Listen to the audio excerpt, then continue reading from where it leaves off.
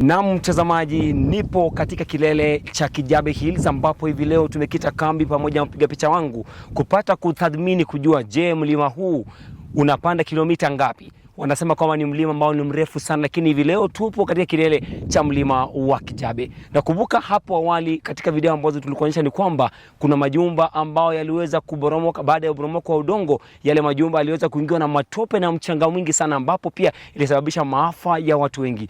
Zaidi ya yote utabaki kuwa Mungu, Alfa na Omega, ubadiliki kamwe.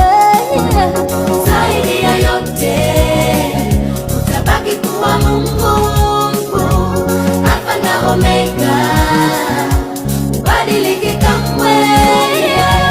Zaidi ya yote